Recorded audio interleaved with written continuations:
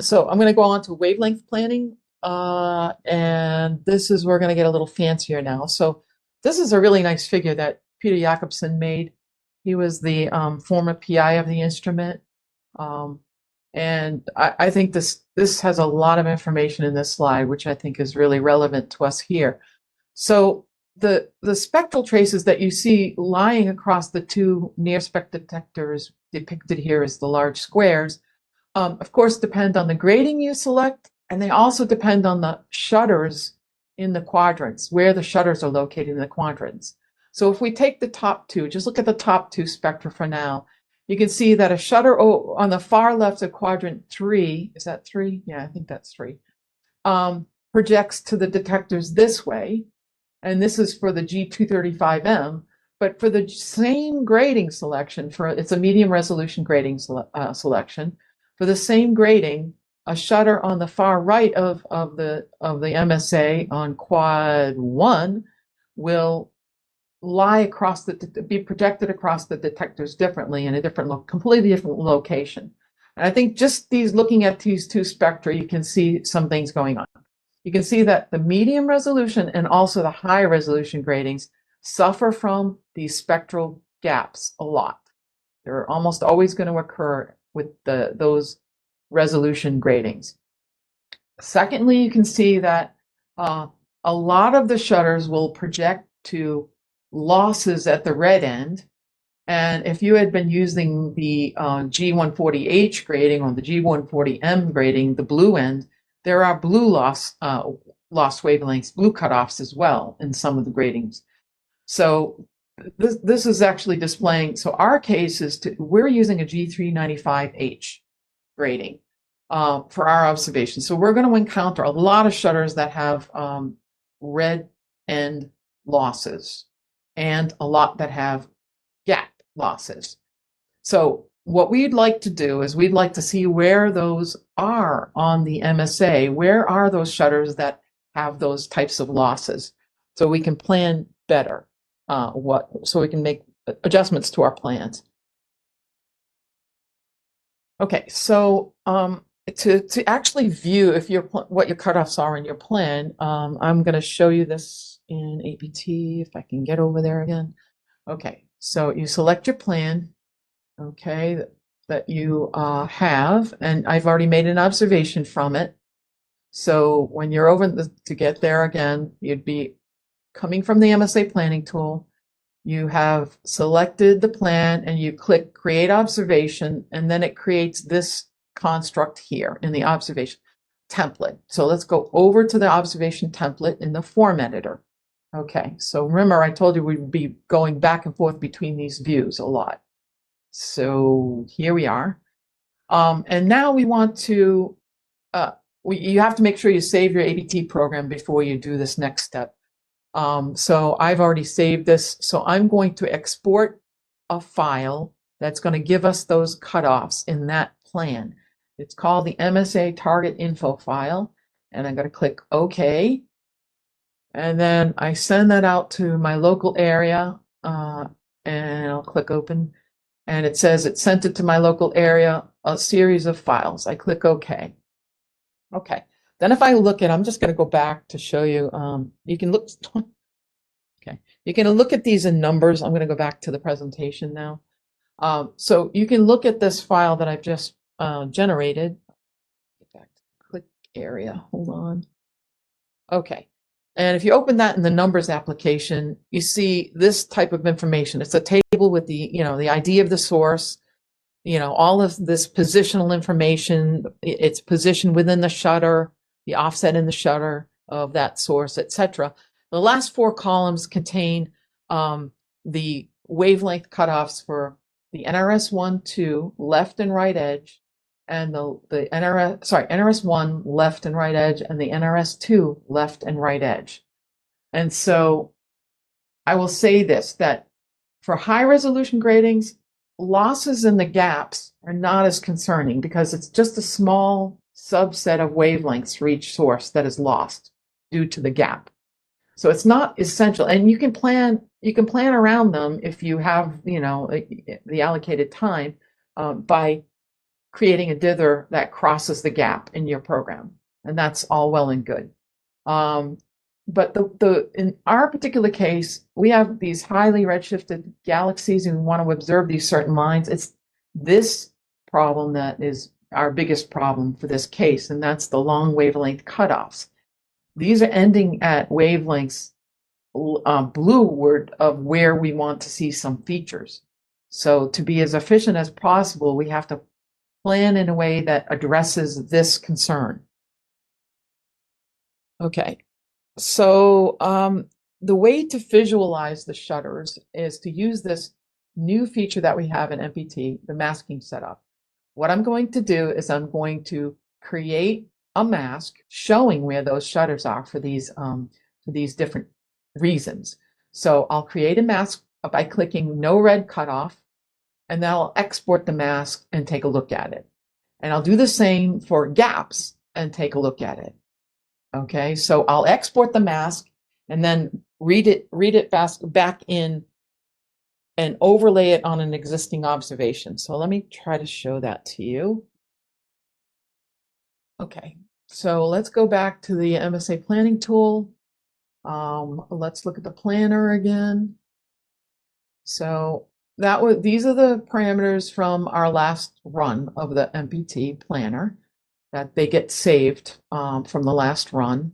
So let's just do this. Let's just click no red cutoff and we'll export the mask and I'll give it, that's the area I want it to go to. Okay, and then I want it to go to Moss, Wavelength Moss. Okay, save it there. Okay, so it's a CSV file. Click OK. All right, so let's say I want to open that file now and display it. Well, I can only do that in APT. So I'm going to go to this observation in the observation folder over here, and I'm going to bring up the MSA configuration editor, which I know it's all very confusing, but it's the MSA shutter view, but it's the one you can use to modify configurations with. This is the one where you can import configurations. So I'm going to click Edit on an existing observation. I'm just going to click on this edit line to bring up the MSA configuration editor. And then I'm going to import that CSV file that I just created, no red cutoff. And it takes a while to load because there's a lot of open shutters it's keeping track of.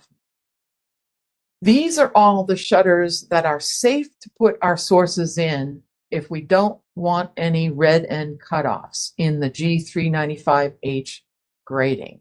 So that's what we're seeing here. Okay. Now, let me go back to the presentation to show you what the gap shutters look like. If you selected that you didn't want any gaps in it, let's take a look at what those look like. Okay.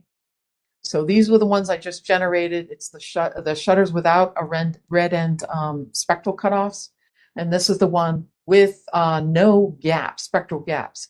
And I think you can see these two fields are mutually exclusive, right? So you can only do one or the other. You can't do both. You won't have any shutters to work with if you click both. So you really have to select the one that's the worst for you. That's, the most important for you. So that in our case is the no red end cutoffs. So we're going to mask out the red end cutoffs in our next plan, and we're going to include a dither across the gap to address the gap problem. Okay. All right, so initially what we want to do is I'm still striving to get to a smaller and smaller search grid. So I think what I'm going to do at this point is I'm going to find an initial central location that will place the sources from where they are now in plan 1. Okay, they're at quadrant 2, and I want to take the footprint of the MSA in Aladdin, and I'm going to move it down until the primaries fall into quadrant 3, because that's where, the left side of quadrant 3 is where they're safe. They won't have any red end cutoffs. I hope that makes sense. So let me see if I can go back to Aladdin and APT. So sorry, Aladdin here. There's the footprint. And you can see the primaries are indicated here and these little shutters here. So the way to do this, if you want to find a new initial pointing, okay, is you can, let me zoom out for a minute so you can see this a little bit better. Oops.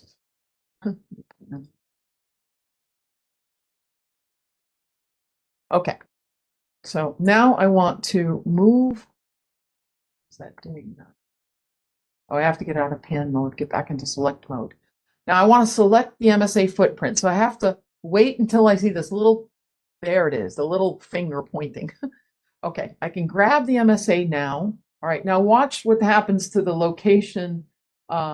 As I drag this, the location is going to be indicated where I'm moving the MSA footprint to. Okay, I'm going to move it to the left side of quadrant 3 somewhere. So you can see that in the upper left, the location is indicated. This is the location of the MSA center, which is our reference point. Okay, so we can put our cursor there at roughly where the MSA center is, read off the location in the little field above. It's right now it says 06 15 57.32 and then minus 57 44 30. And then we're going to take that location and use that as our plan 2 starting point for our search grid. Okay, so now we get back into the planner, MSA planning tool, and we get back into the planner and we say, actually, we want to go from plan 1. We want to replan from our last plan. Okay, that's our last plan was plan 1. We're going to click replan. And now we're going to do a couple of other different things like we said. So let me do that. Get the features, hold on. Okay, so we're going to click no red cutoff, which we've already clicked there. And you can see that the tally of available shutters now goes down to 28,000 shutters from roughly 184,000. So it's a small space. We are going to add a fixed dither, like I said, wherever that went, fixed dither. We're going to do, 40 and 0. So it usually comes up with 0, 0. That's the first starting point. And then in terms of shutters, you specify a dispersion dither. I specified in this case, a 40 shutters corresponds to about the size we need to get across the gap. So I'm going to add that. Oops, no, I don't want to add that. I'm going to remove that. I just want the 2 dither points. Okay. And then we've indicated that, yes, we want to. Now I'm going to allow partially completed sources. Let me tell you what that does. It allows you to, if you have like 3 dither points, you can put a value of 2 or 1 here. That means that you're going to allow sources to only be partially observed through that set of dithers, and with a minimum number of basically minimum number of dither points where it's going to be exposed. You specify in this box here. Since we only have 2 dither points, the minimum I'm going to select is 1, of course. Okay, so our gradings stay the same. We have a no red cutoff indicated here. And let's see. We also want to tune the search grid to be 615. Was this the same? 56.98. All right, 98 and minus 57.44. Oops, where'd it go? Sorry, minus 57.44 and 32.5 is what we want, hopefully. And I'm just getting that from what, from Aladdin, that selection, basically. I wrote down the values that I got before, so they may not look the same as the one I just got, but it's just an initial test position. And then I'm specifying, instead of 240, I want to make it smaller now. So I don't know why it keeps bopping up like that, but okay. So we're going to make it 100 by 100 by something else. Sorry about that. And then I'm going to click here, and I'm trying to keep track of how many pointings I get. So I'm going to go smaller, and I found out that if I put 1 here, it does what I want. So click again, and I got roughly 10,000 pointings. Okay. So we are going to use weights. We're going to definitely enable Monte Carlo and give it a value of 10. And let's see. I think we want to allow multi-source shutters. Yeah, so we can do that. This is just giving the planner more flexibility. We're going to keep that as a no. And then we're going to run the next plan. So that's the description for plan 2. Oops, we call it plan 2. Oops, that didn't work. Hold on.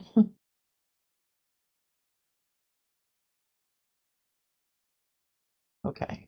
And you can see that it's going to take 2 configurations to complete this plan. If I had designated 4 in this box, I would get 2 target sets like I was talking about initially. But I just want the 1 target set. So I can click Generate Plan. I'm not going to do that because I've already done that and it takes some time. It takes about the same time. So I've have in the slides a recording of the next best position. But basically I show you how to run the plan and how to get the plan results. So let's go back to what the plan results look like in that case. Let me go back to the slide set. The plan 2 results, the total weights are very similar, but now we have 2 main different pointings that are separated by 40 shutters, right? There are 3 exposures per grading, and there are 2 nods. Sorry, 3 nods. Sorry, 3 exposures per grading for each of the nods. And then there's the 2 dither points. So you have now, I think, 2 times 3, 6 times 2, 12. You have 12 exposures in the plan, I think. Yeah. So you can't see them all at once, but there's a scroll bar here in the plans pane. You can scroll down to see all of them.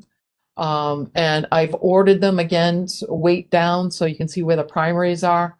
This is the new location. It's in quad 3 where we wanted it to be. And when I display the catalog over it, you can see now we're not located up against we are located up against a failed shutter, so that will affect our ability to add shutters to the slit length. But we can go and get that source down at the bottom there by extending the slit length on that one there. So this is all well and good, but we haven't actually found the best pointing yet, right? We've only looked at 100. I think we got down to 100 milliarc seconds in that plan. No, sorry, it was 1 arc second separation. We want to get to the sub shutter spacing to do our plans. So that's what I'm going to do in the next several plans that I do. If you look at just this plan result, and we did the MSA target info for the first plan, if you redo it for the second plan, you actually can see that the primaries here, when I've ordered it by source type, this file can be ordered by source type, and I can see that my primaries are definitely, so minus 2 means that the spectrum ends, the red end of the spectrum ends before the cutoff. So that's perfect. That's what we want. And you can also see that some of the contaminants are actually our primaries, because for the same reason as the 3 shutter slit can only plan for 1 primary per slit. So they're being observed. Okay, so there's 4 being observed at least. And they don't suffer from red end cutoffs either, right? Because they're all roughly at the same location in quad 3. So that's how you would do that to do a little wavelength planning with what we have, with the capability that we have today in the software.